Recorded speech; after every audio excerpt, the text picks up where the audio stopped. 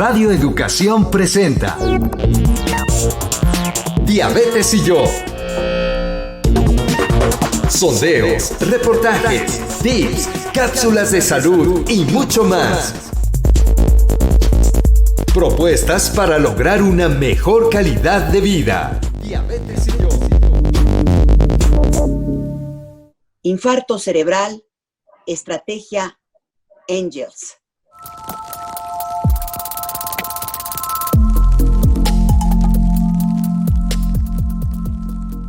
Amigas, amigos, como siempre, nos da muchísimo gusto que estén con nosotros en una emisión más de Diabetes y yo, propuestas que puedan mejorar nuestra calidad de vida. A nombre de todo el equipo, soy María Eugenia Pulido, les saludo cordialmente y creo que vamos a tratar un tema de suma importancia, para lo cual tenemos que actuar rápido. El actuar rápido puede salvar vidas, porque cada 4 minutos, ¿sabía usted?, una persona sufre un infarto cerebral, no solamente en México, sino en el mundo. En México ya se trata de la tercera causa de muerte y hoy vamos a abordar este tema y vamos a hablar sobre la iniciativa para diagnosticar y atender el infarto cerebral de una manera oportuna. ¿Qué debemos de hacer? ¿A dónde debemos de acudir? Y bueno, como siempre, antes de empezar la entrevista con nuestro especialista, que es el presidente de la Sociedad de Medicina de Emergencia, le invitamos a escuchar la siguiente información.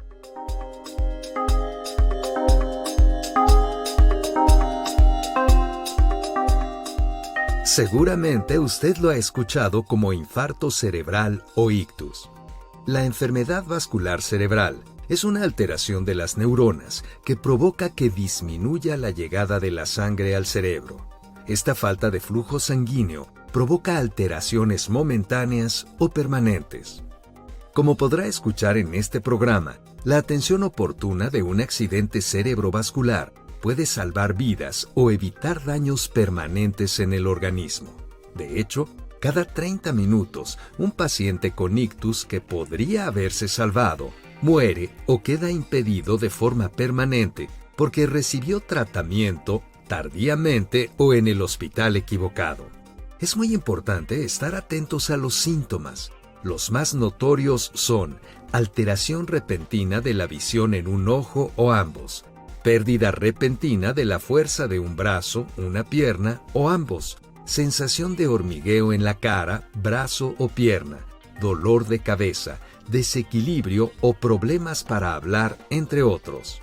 Entre los factores de riesgo para desarrollar enfermedad vascular cerebral se encuentran obesidad, diabetes descontrolada, hipertensión descontrolada, niveles de colesterol elevados, así como consumo excesivo de alcohol y tabaquismo, entre otros. Quédese con nosotros para conocer mucho más sobre este tema con los expertos de la Sociedad Mexicana de Medicina de Emergencia.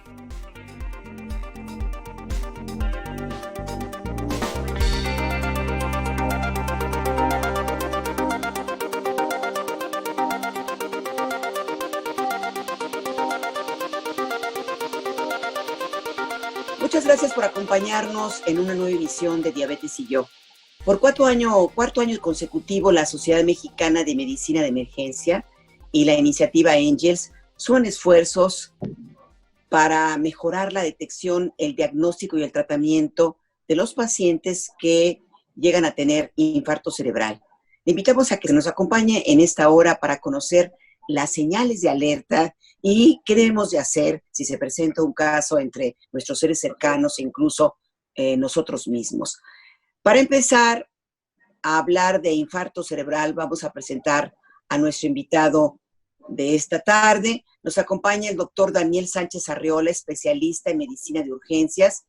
El doctor Sánchez Arriola es maestro en administración de instituciones y gestión de servicios de salud.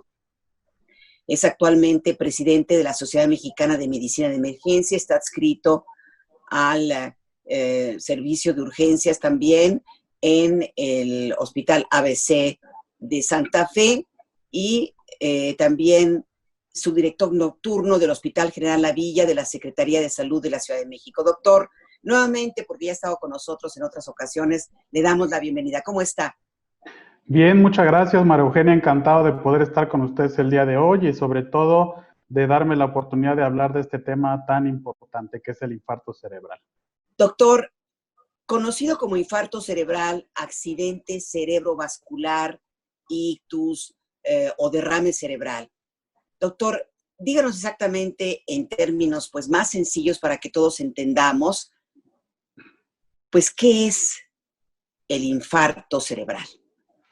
Claro, pues mira, seguramente muchas de las personas que nos escuchan el día de hoy hayan escuchado algunos términos que son un poquito más coloquiales, como por ejemplo la embolia cerebral, ¿no? El infarto cerebral, que también se conoce como embolia cerebral, que es más común escucharlo así, es una enfermedad crónica que afecta específicamente a los vasos sanguíneos del cerebro. Es una de las enfermedades que forma parte de todo un grupo de enfermedades crónicas como es la diabetes, la hipertensión, que se van desarrollando durante muchos años en una persona, pero que se presenta de manera abrupta cuando hay una interrupción del flujo de sangre en el cerebro. Es decir, se forma un coágulo en una parte de la circulación del cerebro e impide que la sangre siga fluyendo hacia una parte específica del cerebro y eso se manifiesta con alteraciones neurológicas, problemas para hablar, problemas para mover los brazos, etcétera. Pero la importancia de conocer el infarto cerebral, María Eugenia, es que es una enfermedad que ataca súbitamente a una gran cantidad de personas, no solamente en México, sino en el mundo, y que de alguna manera es una enfermedad que no podemos predecir. Es decir, podemos tratar algunos factores de riesgo importantes, pero cuando se presenta tenemos que actuar muy rápido porque tenemos poco tiempo para llegar al hospital.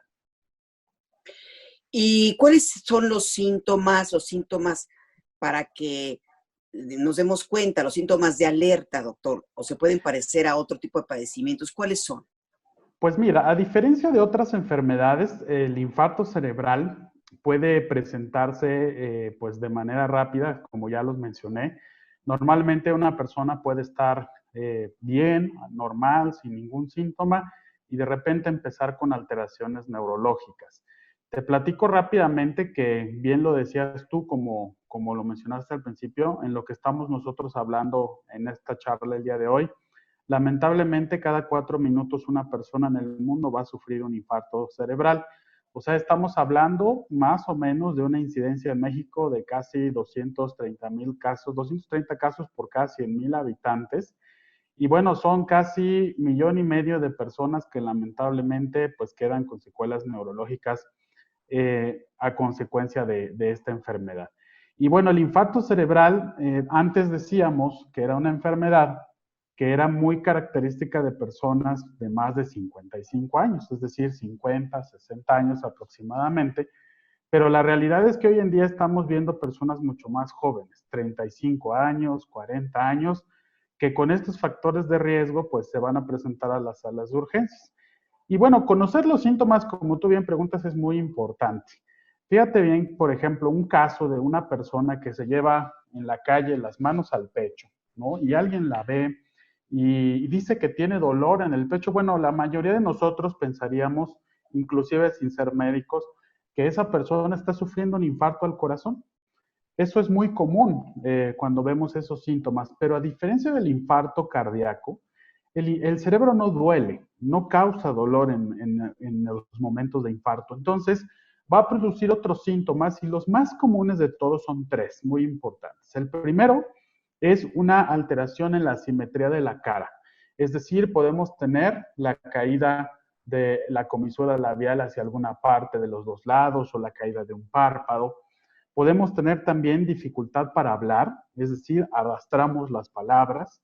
No podemos entablar una conversación porque no podemos hacer frases concretas o completas al hablar. Y vamos a tener también disminución muy importante de la fuerza en uno de los brazos o de la mitad del cuerpo.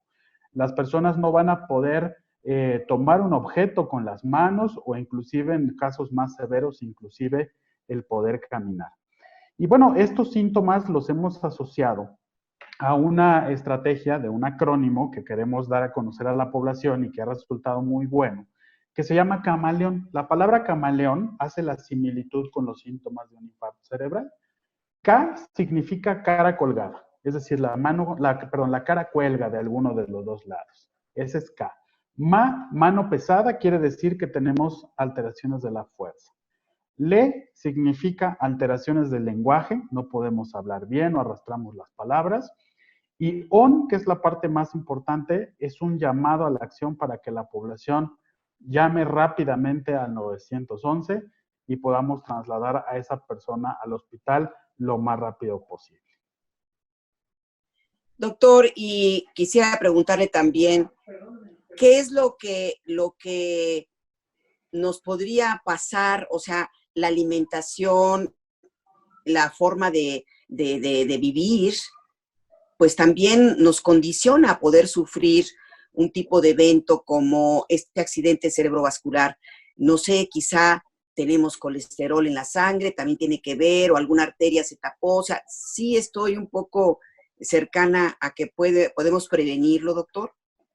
Sí, por supuesto, pues comentarte que existen factores de riesgo muy bien identificados, que son las enfermedades crónicas más comunes, que son factores de riesgo para que una persona tenga a la larga un infarto cerebral. Y estas principales enfermedades pues son muy bien conocidas por todos. Evidentemente la diabetes mellitus es una de las más importantes. La hipertensión arterial es también una causa muy frecuente para llegar a tener un infarto cerebral. Y como tú muy bien lo mencionas, la dislipidemia, que es precisamente la cantidad excesiva de triglicéridos y colesterol en la sangre. Lamentablemente, María Eugenia, bueno, la última encuesta nacional de salud y nutrición nos dice que en nuestro país estas son las 3 enfermedades más prevalentes de la población mexicana. Se ha visto un incremento muy importante de estos factores de riesgo en los últimos 3 años, según la Organización Mundial de la Salud. Y bueno, pues nos dicen que hoy en día viven en nuestro país prácticamente, pues ya más del 45% de los mexicanos, por lo menos con alguno de estos factores de riesgo. Y la importancia radica también en que, bueno, muchas veces los mexicanos viven con estos factores de riesgo, pero no lo conocen. No saben que son diabéticos, no saben que tienen hipertensión arterial alta, hasta que se presenta una complicación como es el infarto cerebral. Y fíjate que hay algunas proyecciones también de la Organización Mundial de la Salud que dicen que si nosotros en este momento no hacemos intervenciones muy puntuales para disminuir estos factores de riesgo, para el año 2030, cuando nuestra población mexicana sea integrada por personas de más de 55 años, que va a ser el mayor porcentaje de personas en nuestro país, pues vamos a tener prácticamente más del 60% de causas de ingreso a urgencias por descompensaciones de algunas de estas enfermedades.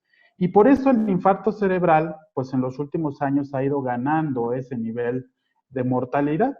Hoy la primera causa de muerte en México son las enfermedades del corazón, le siguen, pues evidentemente las complicaciones de la diabetes, pero aquí es a donde asociamos esas complicaciones con el infarto cerebral.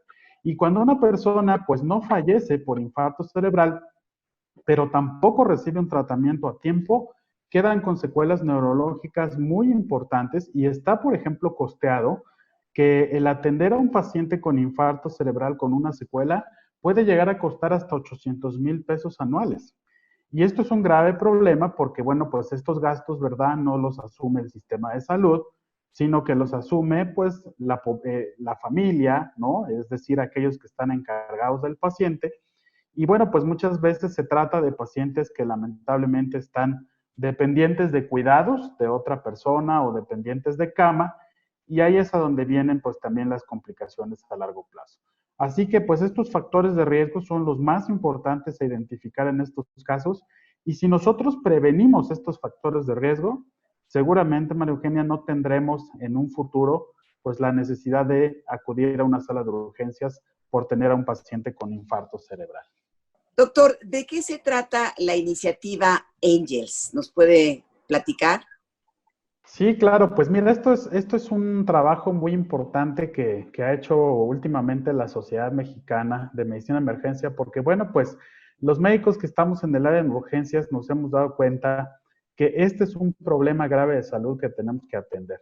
Decíamos por ahí anteriormente que ya teníamos nosotros una pandemia antes de la pandemia del COVID, que eran precisamente estas enfermedades crónicas que eran lo que llegaban todos los días a la sala de urgencias y que ahora, bueno, pues se ha visto un incremento muy importante. Entonces, precisamente para dar respuesta a esto, se ha hecho un acuerdo, un convenio de colaboración entre la Sociedad de Urgencias y esta iniciativa Angels, que es una iniciativa que nace en Europa, precisamente alineada a la Organización Mundial de Stroke o la Organización Mundial de Infarto Cerebral, y que tiene como principal objetivo capacitar y entrenar al personal médico, sobre todo de emergencias, para poder dar un tratamiento más rápido a los pacientes que tienen un infarto cerebral. ¿Y por qué es importante el tiempo? Bueno, les explico por qué. Cuando una persona tiene un infarto cerebral y hay una parte del cerebro que no tiene flujo sanguíneo, se pueden llegar a perder hasta 2 millones de neuronas por cada segundo que esa persona tiene un infarto. Entonces, multipliquen ustedes estos 2 millones de neuronas por minutos, por horas después. Y la persona con síntomas de un infarto cerebral solamente tiene un periodo de ventana de 4 horas y media para que pueda ser sometido a un tratamiento en donde se aplica un medicamento a través de la vena y podamos disolver ese coágulo que está ocasionando la oclusión en el cerebro. Si nosotros hacemos eso rápido, seguramente a la persona le va a ir muy bien y aparte es increíble ver cómo personas que les aplicamos el medicamento a tiempo pueden llegar a recuperarse casi al 100% y hacer una vida normal. Así que bueno, pues esta iniciativa es una iniciativa que ya está prácticamente en más de 220 países. En México estamos trabajando ya en más de 180 hospitales de todo el sector salud y nuestro principal objetivo es entrenar y organizar al personal de emergencias para actuar más rápido en estos casos. Y esto va desde el prehospital, es decir, desde las ambulancias hasta las salas de urgencias. Doctor, es curioso, usted menciona, doctor Daniel Sánchez, que si se actúa rápidamente antes de esas 4 horas, el paciente se puede recuperar casi en un 100%. ¿Por qué no un 100%? Sin el bueno, casi. Pues depende mucho de... Sí, claro, depende mucho de la magnitud y la repercusión que tengamos del infarto. Los infartos cerebrales o la oclusión, el nivel de la oclusión, puede ser una oclusión pequeña, es decir, en un territorio pequeño del cerebro, en donde, bueno, las secuelas sean menores, es decir, a lo mejor nada más tenemos un poco de problemas para hablar o para caminar, pero también tenemos algunos casos donde esa oclusión se da en alguna arteria principal del cerebro. Y entonces se afecta un área más grande del cerebro que se queda sin flujo sanguíneo. Y bueno, si nosotros administramos el medicamento, podemos llegar a disolver la mayor cantidad del coágulo y esto pues evidentemente se va a traducir en que la persona ya no tenga estos síntomas. Hay algunos casos muy complicados donde tenemos una oclusión muy importante y a veces necesitamos hacer otros tratamientos como es el famoso cateterismo, que es meter un catéter a través de las arterias del cerebro y aspirar el coágulo que está ocasionando esta obstrucción. Pero lo que estamos hoy seguros y sabemos 100% es que el primer tratamiento siempre es farmacológico. Así que si nosotros actuamos de manera muy rápida, pues a la persona le va a ir mejor. Pero el problema que tenemos hoy en día, María Eugenia, es que lamentablemente todavía muchas personas de la población no conocen los signos y síntomas de un infarto. Entonces, imagínate, hay personas que empiezan con los síntomas y a veces se tardan hasta 1 día o 2 días o 3 días después en llegar a las salas de urgencias y bueno, pues el tratamiento que les podemos dar está totalmente limitado ya en estos casos. Y bien, vamos a seguir en esta amena, importante charla con nuestro invitado, el doctor Daniel Sánchez, de cómo también nosotros podemos coadyuvar como familia, como individuos, a poder contribuir a que pues, se acuda rápidamente a la atención. Pero antes vamos a nuestra siguiente cápsula, que son consejos de salud, que es algo muy importante de nuestro programa, y regresamos en esta charla. Consejos de salud para una mejor calidad de vida.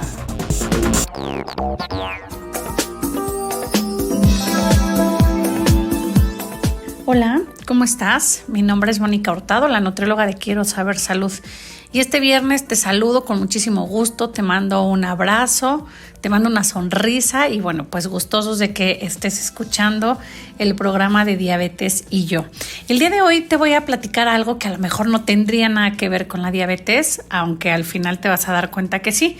Pues resulta que el 30 de junio, hace unos días, se celebró el Día Mundial de las Redes Sociales y este día tiene como fin resaltar la importancia de ser responsables en el uso de estos servicios. Ustedes saben, redes sociales como Facebook, Twitter, Instagram, el propio WhatsApp lo utilizamos como una red social para compartir información.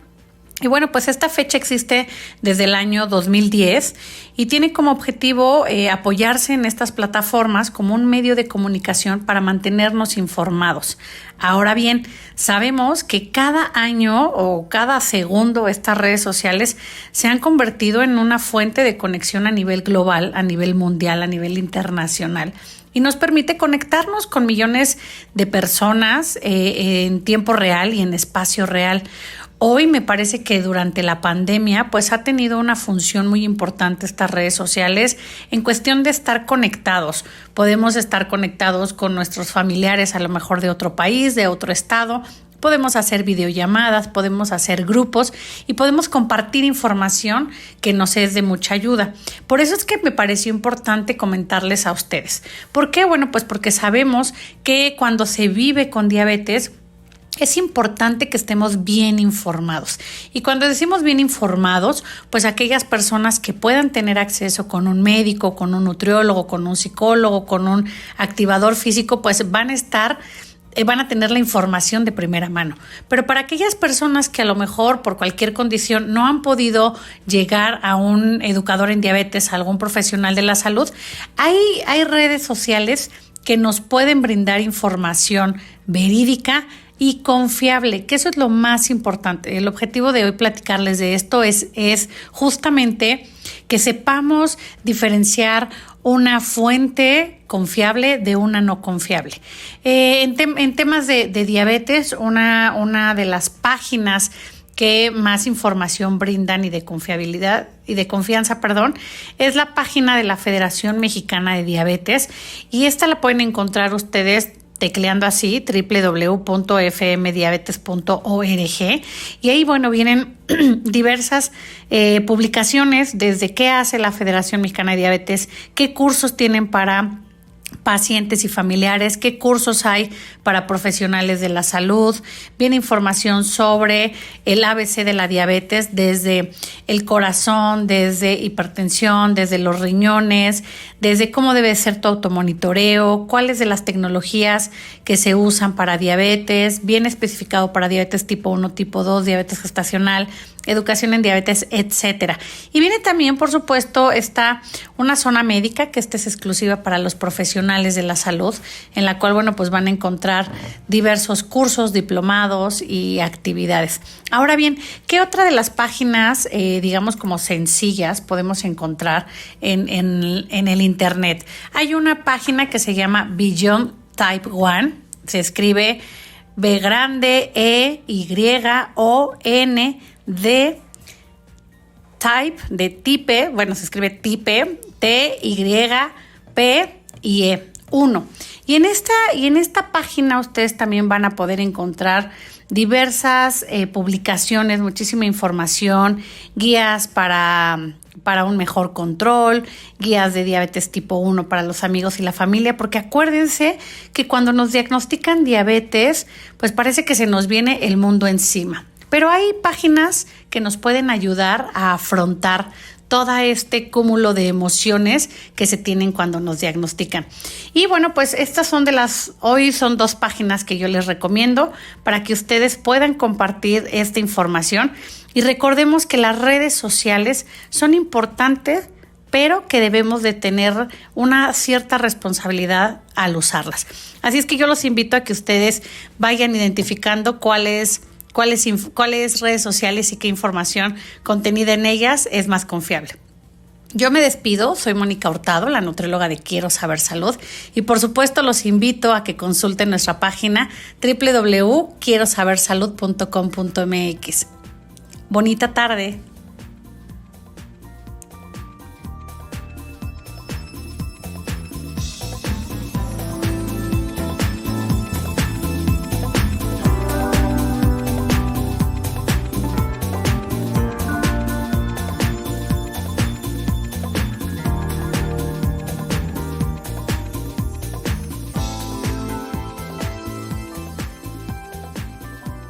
Doctor, yo quisiera volver a la cuestión de los síntomas, porque bueno, como usted ha dicho también, se presenta súbitamente, pero usted habló de algunos síntomas que pueden ser de alerta, previos o no. Sí, claro. Bueno, los síntomas, como mencionábamos, los más prevalentes de todos son alteraciones en la cara o desviación de la cara, por eso la estrategia camaleón, K, cara colgada. Mano pesada, es decir, disminución de la fuerza en un brazo o una pierna. Lengua trabada o alteraciones del lenguaje. Y ON, que es la acción para llamar al 911. Hay algunas otras cosas, otras enfermedades por ahí, que pudieran simular un infarto cerebral. La más común de todas es la hipoglucemia. Seguramente alguna vez ustedes han visto por ahí alguna persona que tiene niveles de glucosa muy bajos y que puede llegar a tener síntomas similares, ¿no? Está somnoliento, no puede hablar de manera adecuada.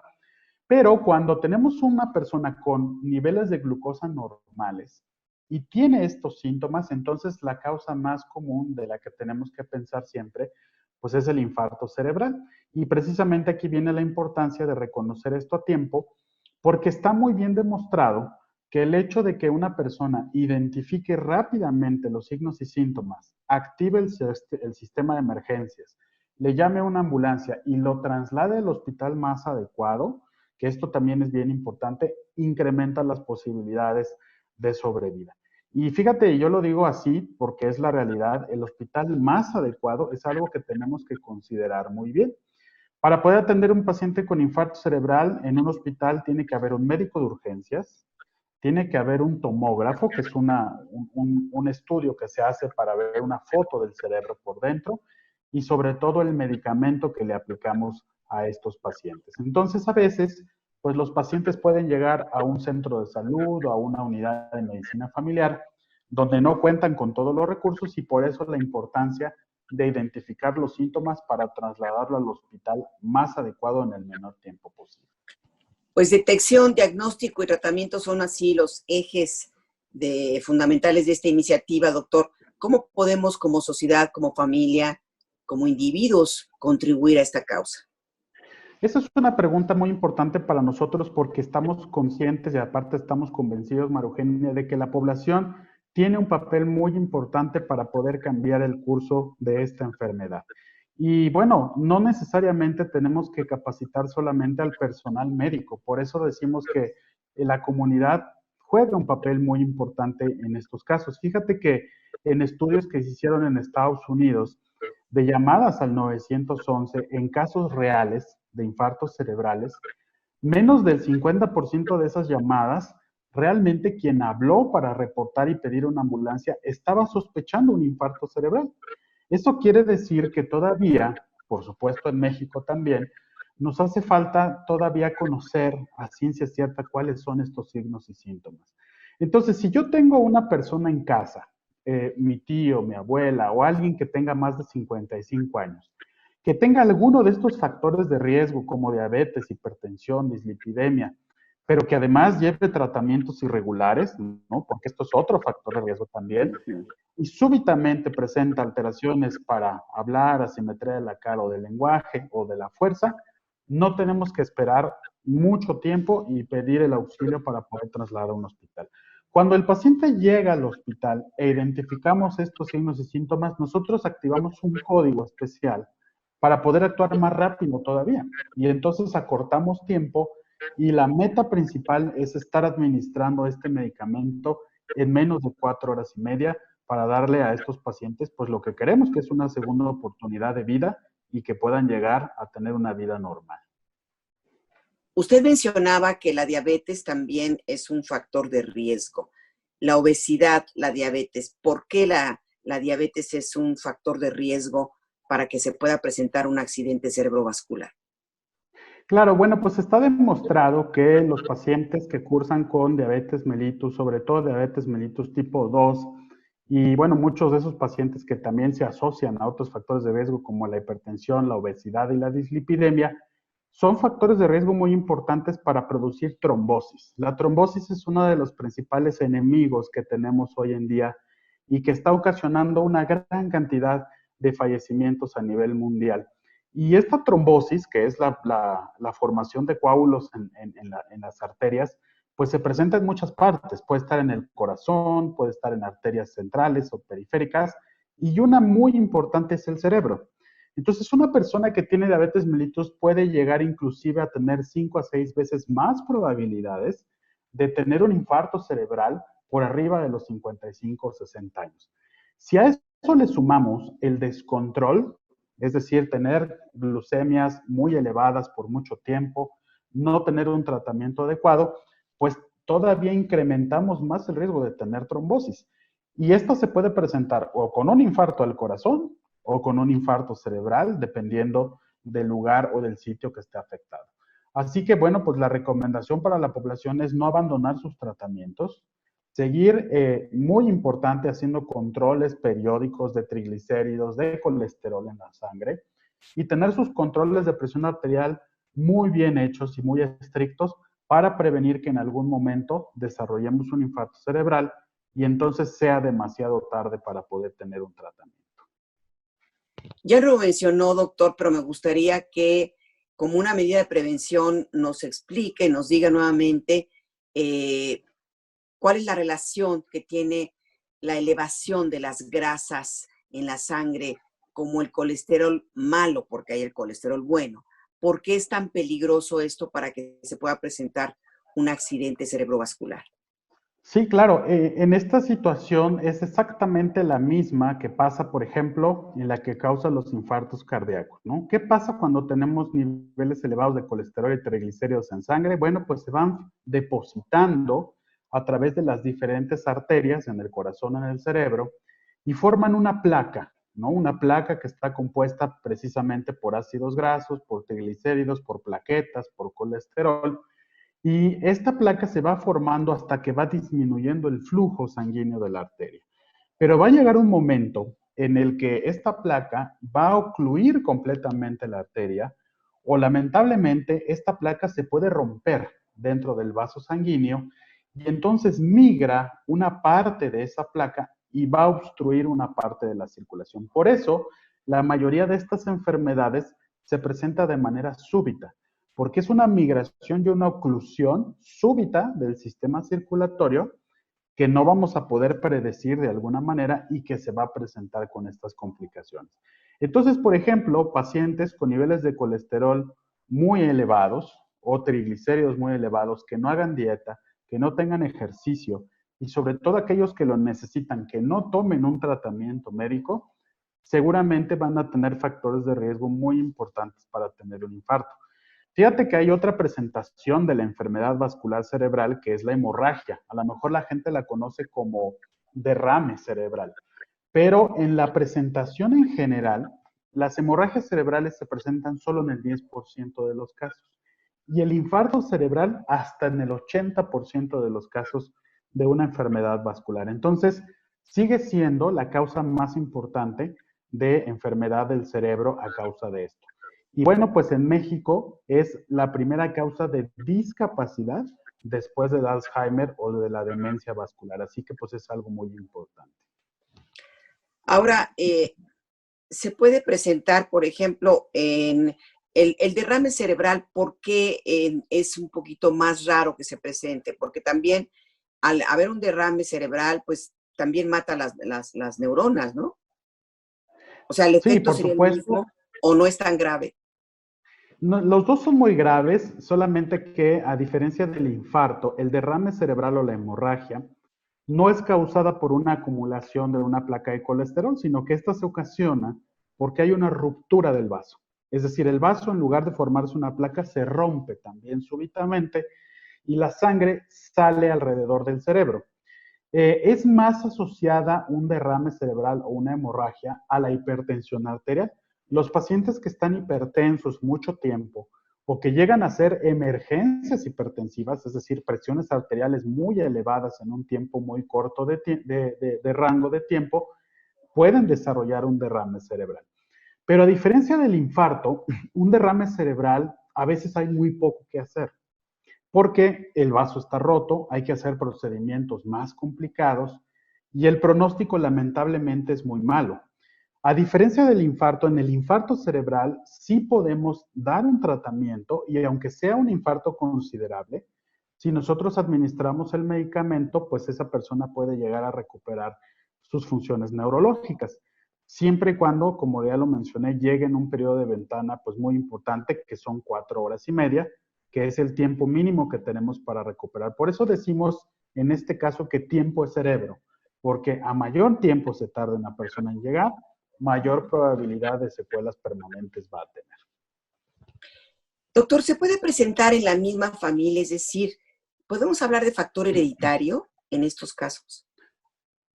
Tenemos en algunos casos una serie de factores de riesgo que sí son hereditarios, sobre todo cuando se asocia a otras enfermedades que son un poquito más raras. Por ejemplo, hay algunas enfermedades como es la hipercolesterolemia familiar, es decir, niveles muy altos de colesterol en sangre que no necesariamente tienen que ver con una mala alimentación. Es un problema ya que se tiene, ¿no?, en el organismo, y que a veces se relaciona mucho con otras generaciones. Yo tengo un papá o mi mamá que tienen colesterol alto por esta enfermedad, y a veces los hermanos o los hijos desde muy jóvenes van a tener también enfermedades como estas. Podemos tener también algunas otras asociaciones a otras enfermedades más raras todavía que ocasionen trombosis, ¿no? Y ahí es, por ejemplo, cuando vemos infartos cerebrales en personas más jóvenes. Por ejemplo, 35 años, hemos visto pacientes con infarto cerebral hasta de 30 años. Pero estamos hablando de casos a lo mejor de enfermedades más raras que ocasionan trombosis. Los factores de riesgo más comunes sí se van a presentar en pacientes de más de 60 años, pero algo que tú mencionabas es muy importante. Nosotros no podemos distinguir cuando una persona tiene estos síntomas si se trata de una hemorragia o de un infarto. Entonces, lo que tenemos que hacer es trasladarlo al hospital para hacerle este estudio de imagen, y con este estudio de imagen vamos a poder tener un diagnóstico pues lo más rápido posible.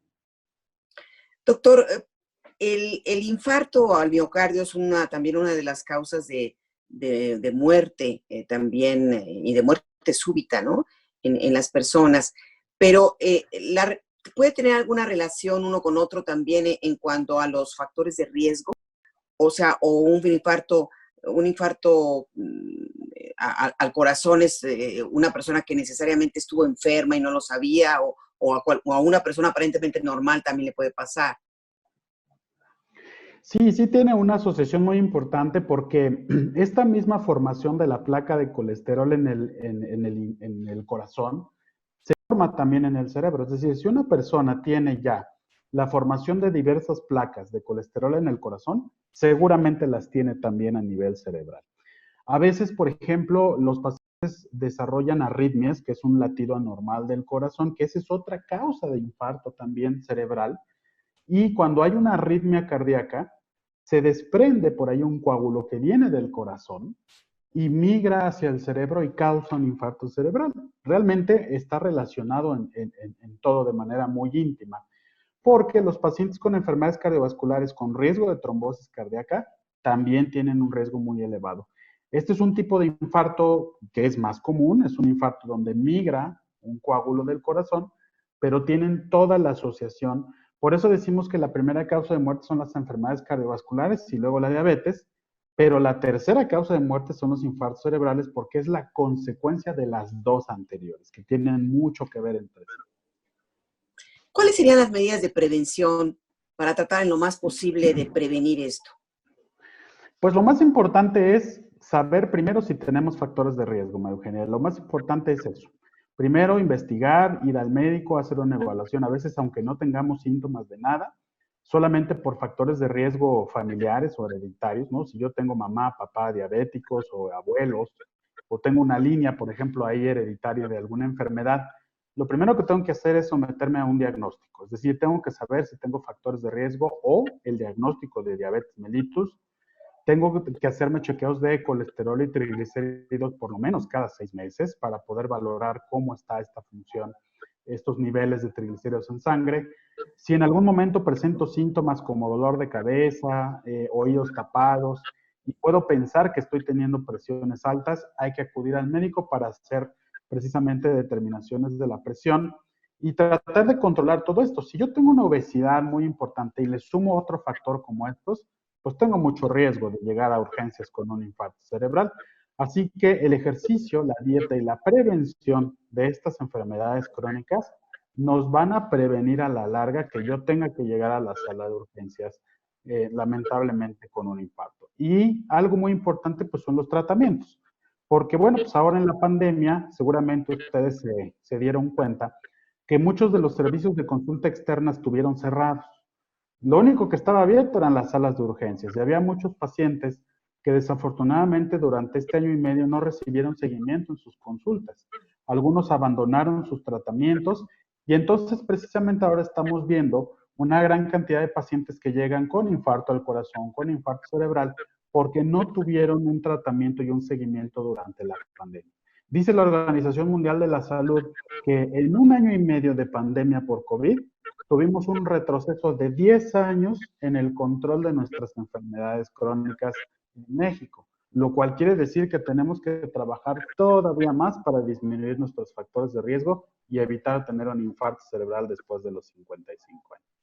Estamos charlando con el doctor Daniel Sánchez y pues estos factores de emergencia para evitar que, pues si se está dando, que sea el menor daño posible cuando se presenta un accidente cerebrovascular. Doctor, vamos a una pequeña pausa en esta conversación, pero vamos a una parte donde explicamos, es una parte que le llamamos glosario, donde explicamos pues todos estos términos que decimos, bueno, ¿en qué idioma está hablando el doctor o los doctores? No es su caso, doctor, pero en general nos ayuda a conocer los términos médicos. Y ahorita regresamos. Glosario, para conocer los términos médicos.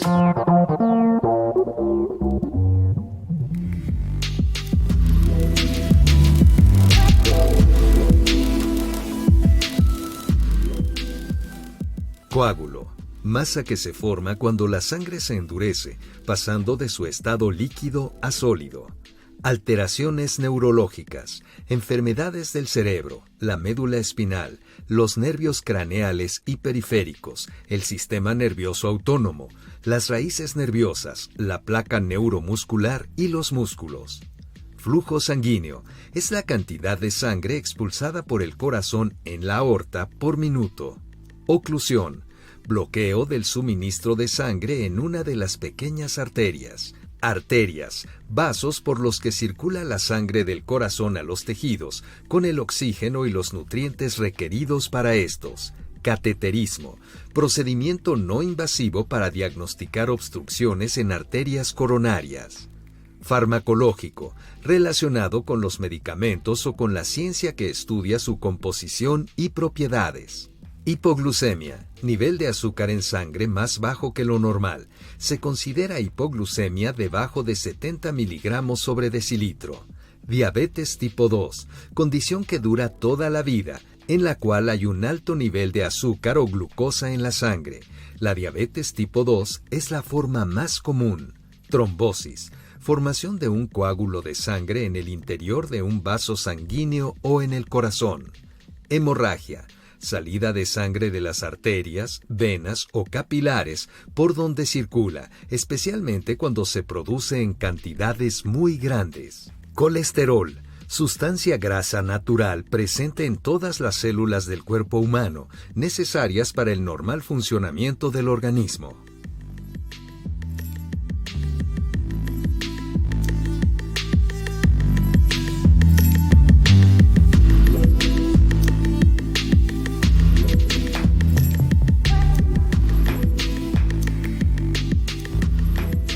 Continuamos con nuestro entrevistado, el presidente de la Sociedad Mexicana de Medicina de Emergencia, hablando del diagnóstico, atención oportuna del infarto cerebral.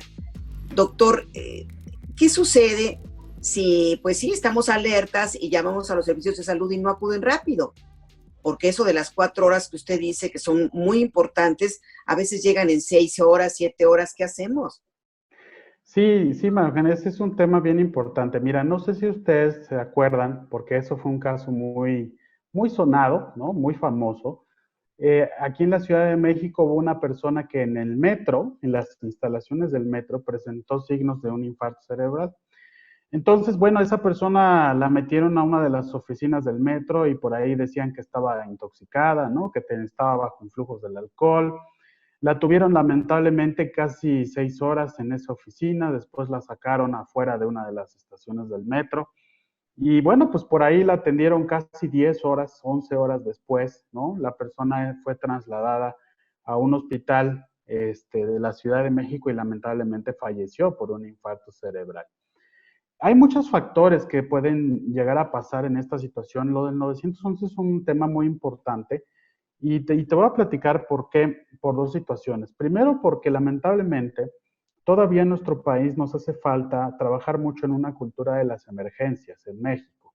Fíjate que en el año 2017, cuando el 911 se creó por primera vez, de los 12 millones de llamadas que se recibieron en un año del 911, casi el 85% eran llamadas de broma. O sea, estábamos hablando de niños que hablaban para pedir una ambulancia o, por ejemplo, adultos, ¿no? Que pedían una ambulancia o que inventaban un accidente en algún lado y que lamentablemente mucho de esto desviaba los recursos que realmente se tenían que utilizar. Y luego de esto, también mencionar que a veces necesitamos todavía reforzar mucho la parte de prehospitalaria en nuestro país. Tenemos a veces en las grandes ciudades como Monterrey, Guadalajara, la misma Ciudad de México, pocas ambulancias, a veces disponibles para atender emergencias. Y a veces no se dan abasto con tanta cantidad de emergencias que podemos llegar a tener en estos casos. Hay muchas emergencias en donde nosotros podemos actuar, aunque no seamos médicos, ¿no? Tener la seguridad de la escena, no mover al paciente, aflojar la ropa, permitirle que respire y demás. Pero en el caso de estas enfermedades, que se llaman tiempo dependientes, por eso se llaman así, lo más importante es trasladarla al hospital. Si nosotros vemos que la ambulancia no llega, lamentablemente este es uno de los casos donde sí tenemos que optar por hacer que la persona llegue al hospital lo más pronto posible. Fíjate que la Sociedad Mexicana de Medicina de Emergencia trabajó hace 2 años con los operadores del 911 porque no existía un protocolo para ellos que les dijera a las personas qué hacer cuando alguien llamaba y reportaba un infarto cerebral. Porque era el otro problema, ¿no? A veces yo reportaba los síntomas de un infarto cerebral y el operador tampoco no los conocía, ¿no? El que contestaba el teléfono. Entonces, bueno, pues ahí nos dimos a la tarea de trabajar un año, capacitamos, fueron casi 400 operadores de los 185 centros de emergencia, y bueno, pues eso nos ayudó a aportar un granito de arena para que cuando una llamada entrara, ¿no? A los servicios de emergencia, pues aceleráramos las cosas un poquito más rápido. Y ya hace un mes, más o menos, estuvimos haciendo un análisis de las estadísticas. Y mira, el Centro Regulador de Urgencias, que son las ambulancias de la Secretaría de Salud de la Ciudad de México, nos estaban reportando casi 230 casos en 5 meses de infarto cerebral. O sea, estábamos hablando más o menos de 40 casos por mes. Y te estoy hablando nada más de una corporación de ambulancias, ¿no? Multipliquemos eso por 7 o por 8 corporaciones. O sea, estamos hablando de casi 300 llamadas mensuales de casos de infartos cerebrales, o por lo menos de sospecha de infarto cerebral. Entonces, es un mundo, ¿no? De operación lo que pasa en los servicios de emergencia, pero pues necesitamos estar preparados y por eso decimos que la población es un punto muy importante porque el activarlo rápido, el dar bien el lugar y la ubicación, a nosotros nos facilita mucho para que esa cadenita, que se llama la cadena de la vida en una emergencia, se active y la persona pueda tener una atención oportuna y traslado al hospital. Sí, hemos tenido historias tristes. Esta que te contaba es una historia muy famosa porque pasó, pero esto pasa todos los días también en muchos otros lados. Y bueno, pues tenemos que mejorar mucho en la capacitación para poder actuar más rápido cuando sea necesario, ¿no? Estamos ahora trabajando mucho haciendo una iniciativa de ley a la Ley General de Salud, una norma oficial, porque lo que queremos también es que las personas con infarto cerebral se atiendan en todos los hospitales sin importar su derechohabiencia, ¿no? A lo mejor yo tengo derechohabiencia al IMSS, pero me toca ir a otro sistema de salud y ahí no hay tomógrafo, ¿no? Y entonces pues ya me cae la de malas y no me pueden ayudar. Y lo que queremos es mejorar todavía la atención universal para que todos tengan la oportunidad de recibir un tratamiento sin importar su condición laboral ni su derechohabiencia. Doctor, ¿dónde lo podemos contactar? ¿Cómo lo podemos contactar? ¿Y dónde podemos también encontrar más información sobre la iniciativa ENGES y todo lo necesario para, pues, poder reconocer cuando se va a presentar un infarto cerebral? Por supuesto, pues yo quiero poner a disposición de ustedes primero la página, la fanpage de Facebook, que se llama así, Estrategia Camaleón. Ahí ustedes van a poder ver esta estrategia, está muy bien dirigida hacia la población, les hablan acerca de los factores de riesgo.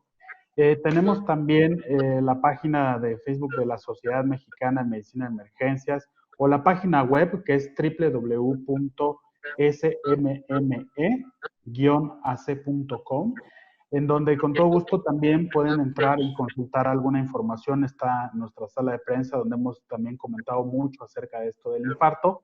Y con todo gusto, pues también consultar la página www.infartocerebral.com, en donde pueden tener información muy oportuna de cómo atender a un paciente con infarto y los hospitales más cercanos donde los pueden trasladar. Muy interesante tema, muy bien, doctor. Le agradecemos muchísimo, no sabe, que haya estado con nosotros en esta ocasión para hablar de estas emergencias. Gracias al doctor Daniel Sánchez Arreola, especialista en medicina de urgencias. Muchas gracias, doctor, y ojalá que pronto podamos tenerlo nuevamente con nosotros, porque es un tema del que hay que estar hablando con bastante frecuencia, ¿no le parece? Sí, y además darles la importancia de conocer a la población, que ellos pueden hacer la diferencia y que tiempo es cerebro, Magda. Muchas gracias, doctor. Gracias. Y también queremos agradecer a todos nuestros amigos que siempre están atentos, a nuestros amigos radioescuchas, por acompañarnos en esta emisión del programa Diabetes y Yo, propuestas que pueden mejorar nuestra calidad de vida. Nos encontraremos, nos vemos el próximo viernes en punto de las 12 del día. Todo el equipo de este programa, Mario Ledesma, Oscar Guerra, Nacho Casas, Brisa Sánchez, Gisela Ayala y una servidora, María Eugenia Pulido, agradecemos infinitamente su atención. Hasta la próxima. Radio Educación presentó Diabetes y Yo. Sondeos, reportajes, tips, cápsulas de salud y mucho más. Propuestas para lograr una mejor calidad de vida. Diabetes y Yo.